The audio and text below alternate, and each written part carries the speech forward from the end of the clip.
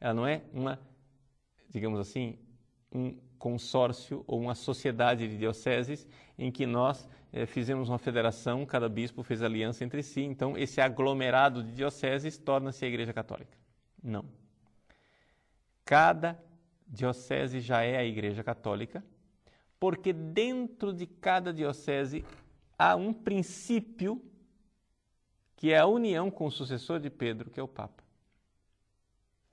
Portanto, cada diocese que tem dentro dela mesma a presença do sucessor de Pedro, que é bispo de Roma, mas a minha diocese aqui não existiria se não estivesse unida a Pedro. Cada diocese possui já a integralidade daquilo que é a Igreja Católica.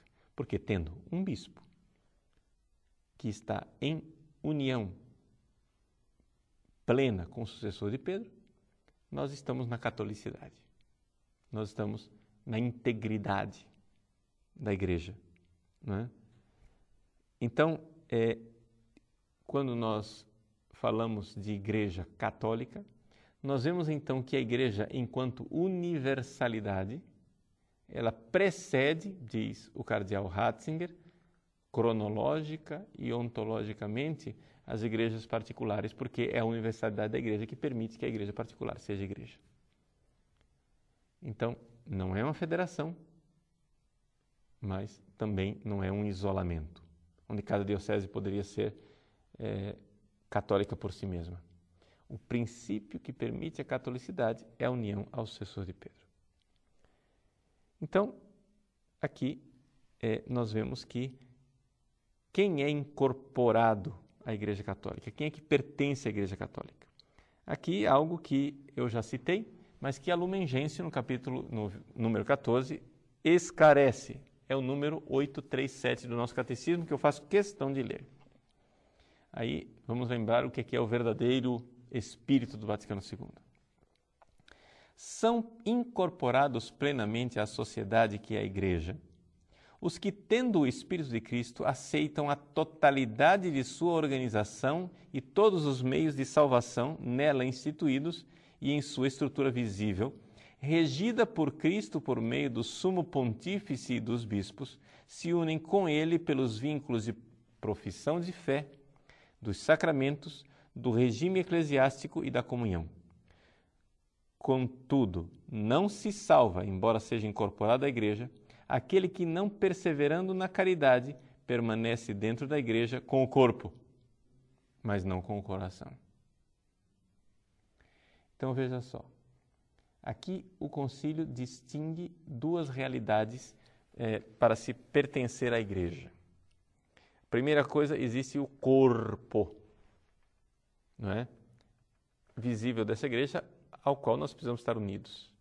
Então, na união ao Papa e aos bispos, nós então partilhamos a mesma fé, os mesmos sacramentos, o mesmo regime eclesiástico e a mesma comunhão. Pronto. Então eu já pertenço ao corpo da Igreja. Mas essa Igreja tem uma alma, que é a caridade, que é o Espírito Santo, que é o amor.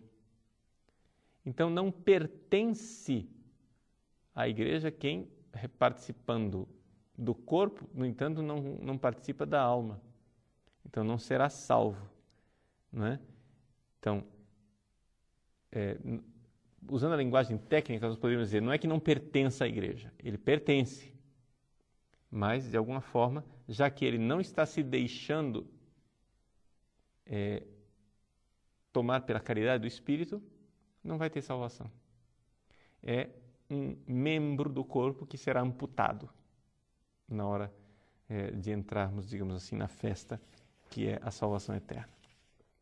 Pois bem, aqui entra todo então o capítulo do ecumenismo, que está também aqui no nosso catecismo, mas que, de alguma forma, seria bastante longo nós entrarmos nos detalhes, embora nós possamos pensar assim, a história da humanidade pode ser lida como sendo uma história que está ordenada para a Igreja. Então, coloquemos assim núcleos. O núcleo da salvação está a Igreja Católica. mas afastado dela, porém ainda em comunhão com ela de alguma forma, as igrejas ortodoxas. Mais afastado, as igrejas protestantes. Mais afastado, os judeus. Mais afastado ainda, os muçulmanos, que são monoteístas. E aí vem os pagãos, etc, etc. Então é como se fosse um sol que irradia, não é? Que tem essa ligação. E aí nós podemos falar de ecumenismo com aqueles que já são batizados e têm a mesma fé em Cristo.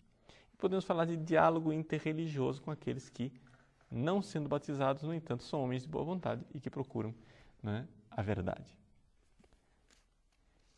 Trata o catecismo de uma questão bastante delicada, o 846, que é a história de que fora da igreja não há salvação. Como é que nós podemos responder a essa realidade de que fora da igreja não há salvação? Quero ler para vocês a própria Lumen Gentium, para que ninguém acuse, né, de que nós estamos aqui, de alguma forma, indo contra o Concílio Vaticano II. Está no número 846. Apoiado na Sagrada Escritura e na tradição, o Concílio ensina que esta igreja peregrina é necessária para a salvação. Ou seja, esta igreja peregrina aqui, não é essa história de Lutero, a igreja invisível, sei lá onde, em que lugar do hiperurânio. Não, essa igreja peregrina. O único mediador e caminho de salvação é Cristo, que se nos torna presente em seu corpo, que é a igreja. Ele, porém, inculcando com palavras expressas a necessidade da fé e do batismo, ao mesmo tempo confirmou a necessidade da igreja, na qual os homens entram pelo batismo, como que por uma porta. Por isso, não podem salvar-se aqueles que, sabendo que a Igreja Católica foi fundada por Deus por meio de Jesus Cristo como instituição necessária, apesar disso, não queiram entrar nela ou nela perseverar. Mas o concílio não para por aí. Ele diz depois o seguinte, no número 16. Aqueles, portanto, que sem culpa ignoram o Evangelho de Cristo e sua igreja, mas buscam a Deus com coração sincero e tentam, sob o influxo da graça, cumprir por boas obras sua vontade, conhecido por meio do ditame da consciência, podem conseguir a salvação eterna. Está se contradizendo? Não, não está se contradizendo. A igreja é necessária para a salvação e quem rejeita isto está rejeitando a salvação. Mas se você não sabe disso, por ignorância sua, você tem uma chance de ser salvo seguindo sua consciência. Mas, e aqui eu acrescento algo que não está explicitado no texto do concílio, mesmo assim, essas pessoas que não conhecem a igreja serão, de alguma forma misteriosa, salvas através da igreja.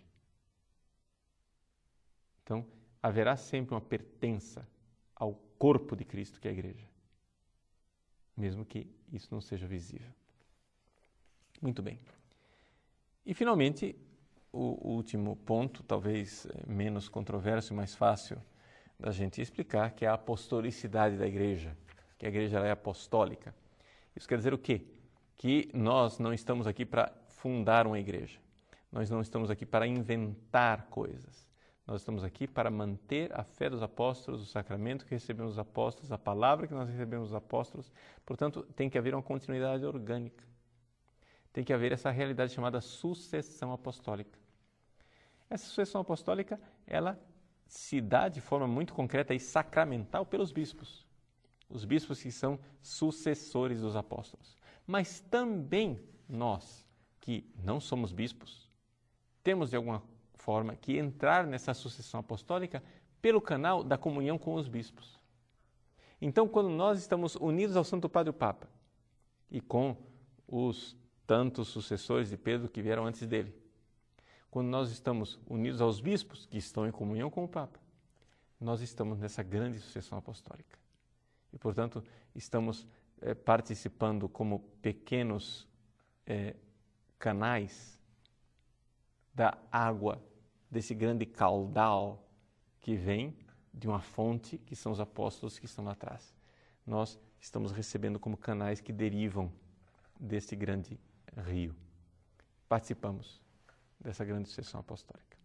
Então, um pouco é essa a realidade da apostolicidade da igreja e nós, com grande alegria, participamos desta igreja, fonte de nossa salvação. A fonte de salvação é o Cristo, a igreja é o mistério da lua, mas exatamente por isso ela é necessária para a salvação. Fonte é Cristo, ela, canal da graça. Comunhão com ela significa comunhão com a fonte de salvação. Abençoe-vos o Deus Todo-Poderoso, Pai, Filho e Espírito Santo. Amém.